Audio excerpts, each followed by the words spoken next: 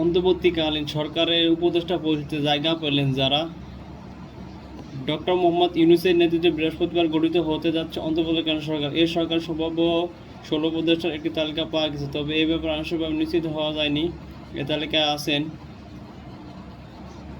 Salauddin Ahmed, doctor Asif Nazrul, Alidur Rahman Khan, Hasan Arif, Touhid Hossain, Syeda Rizwana Hasan, Sharmin Murshid, Farooki Azam, brigadier general অব M Sakhawat Hossain, Sudip Chakma, Bidhan Ranjan রায়, আফম খালিদ হাসান, ফরিদা আক্তার, নূরজাহান বেগম, মোহাম্মদ নাহিদ ইসলাম, আসিফ মাহমুদ, সজীব ভুঁইয়া। অন্তর্বর্তীকালীন সরকারের প্রধান উপদেষ্টা ডক্টর মোহাম্মদ ইউনূসের বাসভবন হিসাবে রাষ্ট্রীয় ভবন যমুনা প্রস্তুত করা হয়েছে বলে জানা গেছে। বিএনপির বক্তব্য, ডক্টর মোহাম্মদ ইউনূস তো আমাদেরই। বিএনপি মহাসচিব ডক্টর মোহাম্মদ ইউনূসকে নিজেদের মনোনীত বলে মন্তব্য করেছেন বিএনপি মহাসচিব মির্জা ফখরুল ইসলাম আলমগীর। তিনি বলেন, ডক্টর মোহাম্মদ ইউনূস তো আমাদেরই, ছাত্রদের আমাদের মনোনীত ব্যক্তি, যাকে আমরা গোটা জাতির পক্ষ থেকে দায়িত্ব দিয়েছি যে এই ইন্টারমিডিয়েট গভর্নমেন্টের দায়িত্ব নিয়ে পালন করবেন। বৃহস্পতিবার বাংলাদেশ অর্থোপেডিক হাসপাতালে আহতদের দেখতে গিয়ে বিএনপি মহাসচিব সাংবাদিকদের ব্রিফিং করেন।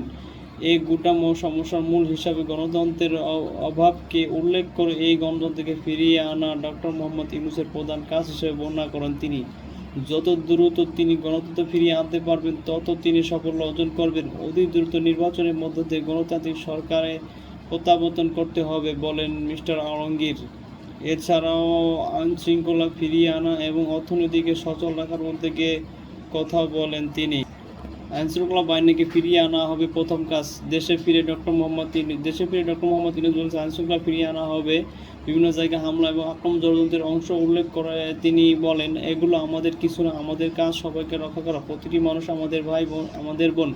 আমাদেরকে রক্ষা করা এবং শৃঙ্খলা ফিরিয়ে আনা আমাদের প্রথম কাজ। নতুন অ্যাটর্নি জেনারেল হলেন মোহাম্মদ আসাদুজ্জামান। বাংলাদেশ নতুন অ্যাটর্নি জেনারেল পদে নিয়োগ পেয়েছেন সুপ্রিম কোর্টের সিনিয়র আইনজীবী মোহাম্মদ আসাদুজ্জামান।